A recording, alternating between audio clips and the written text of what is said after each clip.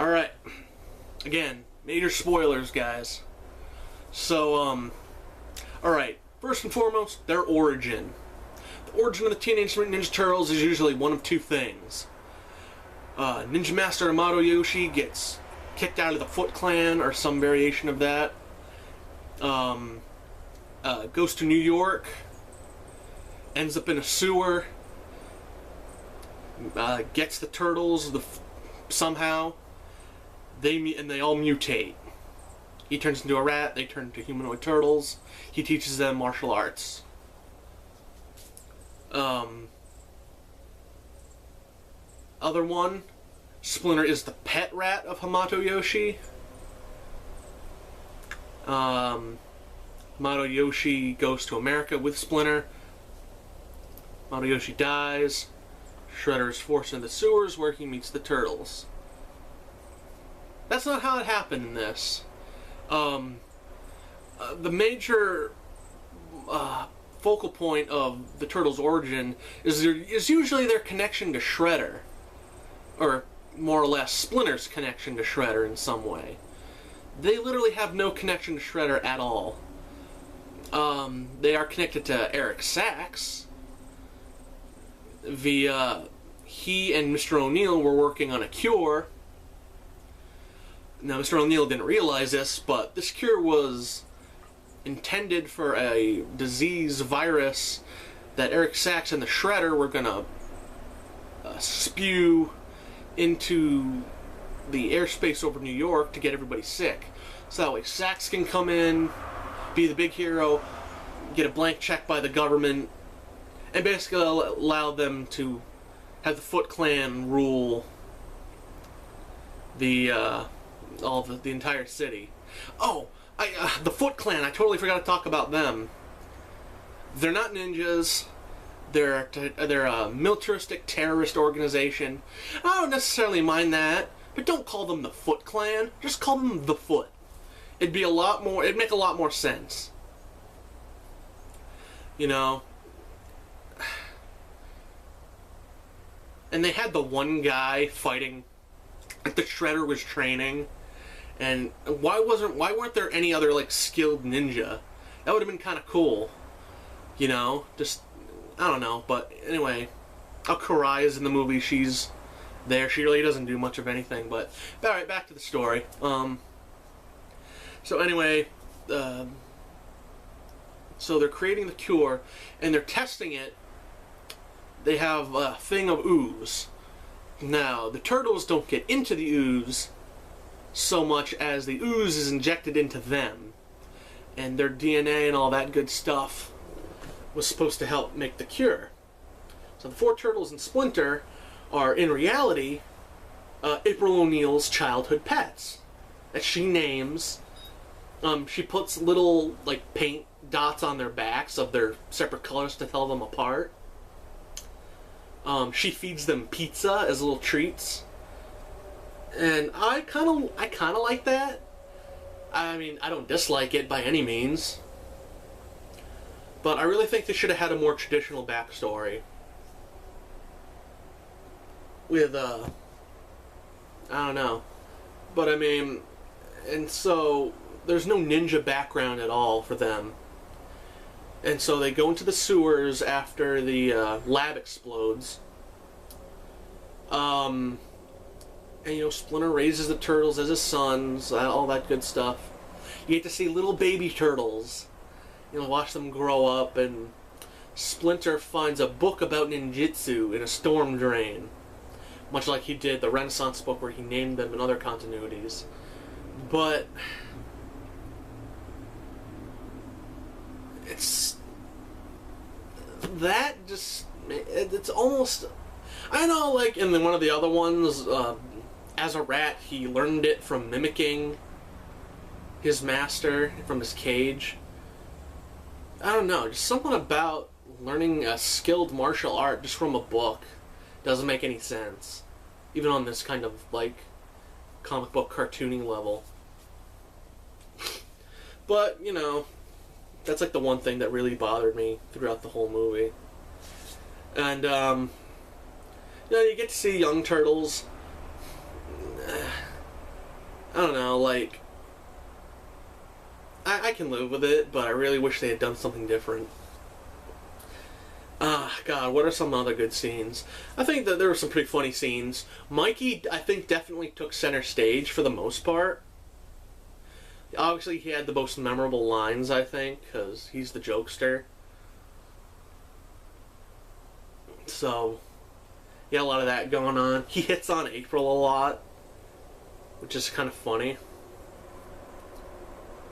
I don't know, like, the movie set itself up okay. Like, I don't feel like anything was really rushed. The fight scene, like I said earlier, against Splinter and Shredder was really cool. Like, the Turtles, like, more the focal point of the fight, it was Splinter and Shredder. And that was really cool. God, I'm trying to think if I'm forgetting anything. Like, I don't know, man. Like, there's not a whole lot of, like, real big spoilers to talk about. I'm just trying, like, before I get to the ending, obviously, I want to try and just, like, the fight scenes are pretty cool. The Turtles showcase their skills pretty well. They're, like, blocking bullets and stuff. Like knocking stuff back. Like, Donnie is whipping his staff. Mikey with his chucks. Like, they were... Their skill level... Their skill and strength level definitely seem to be slightly higher than any other Turtles I've ever seen in any other continuity. Particularly their strength more than anything.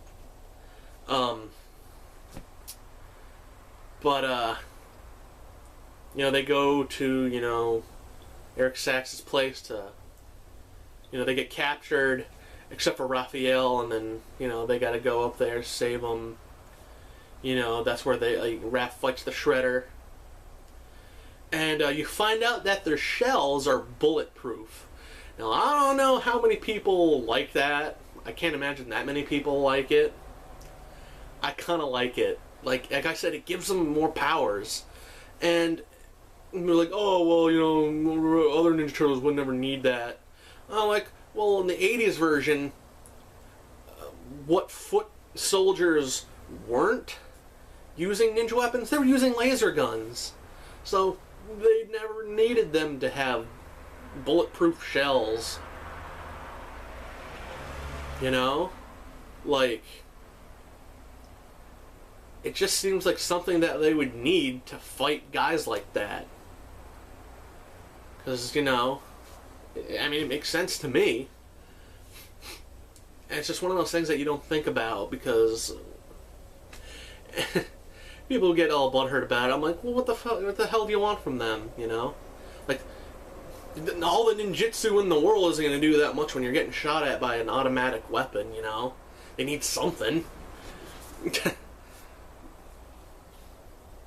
The down the mountain scene that a lot of people have been seeing, like in the trailers, that was one of the a short clip that they showed online. That was leaked online. It's cool. It's one of the cooler scenes. You get to see all the turtles doing stuff, which is really cool. There's one part where Donnie, he used his staff, and his staff actually, I'm almost positive it's made out of metal instead of being a wood bow staff. He has like a button where he presses it and it like power pulls, like it extends a bit. So he puts it like in front of like one of the Foot's cars, trucks, whatever, and flips it. And you get like he's like they're on their back, like sliding down the hill, and he's just like slow motion nerd laughing. Like, that was really funny. You know, Mikey has a rocket powered skateboard. I don't know how a lot of people actually like that again, but why wouldn't he have one? Clearly Donatello is obviously the one who made it for him. Why wouldn't he do that, you know? Like, I think it's the little stuff like that that I like. Because, you know, like, I would do that for my brother if I could. You know, why wouldn't, like, Donatello, he makes all these cool things. He uses all these awesome gadgets and stuff. Like, why wouldn't he do something like that for Mikey? you know? But, that was really cool. Again, there was a part where Michelangelo just punches through the top of a car, and I was like, when I first saw that clip, and I was like, oh, maybe it's just through a sunroof or something. Nope. Punches straight through the fucking car. There was another part before that where they're going, or when they get there, Raph literally, like, he doesn't, like, get, like, a running start and go through the van that they're in. He just leans back and just, boom, like Hulk rushes his way through the side of a van. And again, some people may not like the fact that they have that kind of strength. I like it. It makes them feel more like superheroes, you know? And the Turtles, like, when you think of superheroes, you think of guys with superpowers. And the Turtles never really had superpowers. They were just like... I mean, the way they were written, they were originally just a parody of Daredevil. Like, with some X-Men thrown in there, you know? It was never supposed to be like this big blockbuster style of a movie. And it's amazing to think after 30 years we've got something like this. All these different series, all the comic books. And again, if you haven't read the IDW comics, go read them. They're amazing. Kevin Eastman helps to write it. Like, he's like obviously a consultant. He makes a comic cover for every issue. I think like a secondary cover. He always makes one, and they're amazing. Anyway, Kevin Eastman and Peter Laird, they're still passionate about the Turtles. I mean, they love their fan base. They've done an amazing job helping to keep the Turtles alive for fans like me.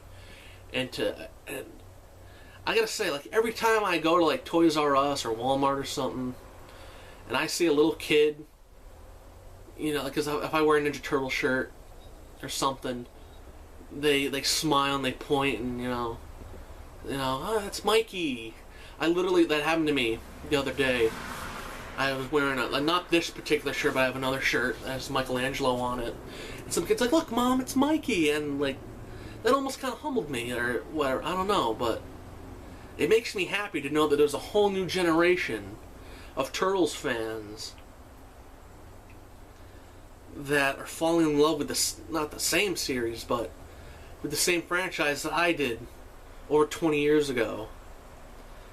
And they have, in my opinion, the best Ninja Turtles cartoon to date. The Nickelodeon Ninja Turtles cartoon is amazing. And everyone who works on it is either someone who worked on the original cartoon or someone who grew up with the Turtles and loves it as much as I do. And it shows. It shows through all the cameos of, like, other mutants, all the little characters that show up, just the mannerisms and the things that are said by the characters, the fact that we have certain people coming back to do voices. Nickelodeon, in my opinion, is doing a fantastic job with the Ninja Turtles. I know I kind of went off the beaten path about the movie. The only other part I really want to talk about is the ending, which I thought was pretty cool. The big fight on top of the tower. And I think that was one of the best scenes in the whole movie. It shows what the Turtles are all about, man. Like, they're fighting the Shredder and they're getting their asses kicked. Until they realize that they have to work together in sync. They've got to come together and use their family bonded teamwork to get the job done and defeat the Shredder. Save April, save the city. And at this point in the movie, we finally get a cowabunga from Michelangelo. And Raphael, he's like, what was that thing you always used to say when we were kids? You know, and I'm like, oh, here it comes. Here it comes. And I was so happy when I finally heard him say it. Oh, God. Hello, Stanley. Not now, boy. This is Stanley, everybody. Finally get to see Stanley. Little cameo from Stanley. Oh God, the movie was at that point and then that's when it hit you that they were working together. They did this awesome thing where Leo goes up, slashes with a sword, gets down, and then Mikey and Donnie come up, No, yeah, it went Mikey. Hit him a couple times, the nunchuck got down. Donnie jumped on him, swept Shredder off of his feet with his staff, and Raph just comes up and wham! And he's done, basically. And then he falls off. They do a thing where, he knows he's beaten, so he does, a last-ditch effort where he cuts down the tower, forces them to, try and hold it up. April comes in, does something stupid. They have to rush in and save her. And the Shredder basically falls off of the tower. And he lives, of course. His armor protects him. It gets the last, and just kind of eh. So, he'll probably be back in the next movie. I'm hoping that we get Baxter Stockman as sort of a main villain, and the Shredder kind of comes in. And if we do get Bebop and Rocksteady, we need to have them be okay, Shredder is alright guys, the Turtles beat us last time, we gotta fight fire with fire. So they create Bebop and Rocksteady. And Baxter should be that guy that kind of helps him out with that. I would like that very much. Casey Jones needs to come in.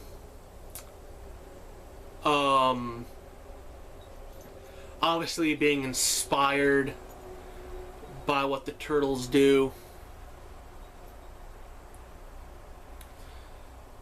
I think that'd be pretty cool.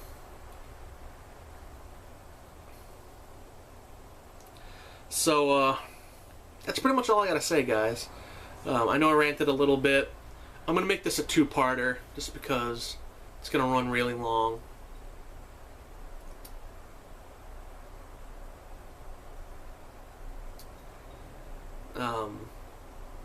Thank you guys for watching. I hope you enjoyed it. Again, I can't stress this enough. I really do. I really love the movie. I think it was great. And I hope other Turtles fans will go and see it. I don't expect you guys to like it nearly as much as I did. I'm not a big movie guy.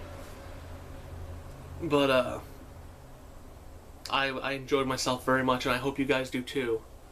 So, please go check out the movie if you haven't seen it, if you're a Turtles fan. If you're not a Turtles fan, then I guess I really can't recommend it. But, all in all, I loved it, and that's going to be it for me, guys. Don't forget to like, comment, and subscribe to become a member of the Cheesecake Nation today. And I'm Super Chudge Funk. Cowabunga.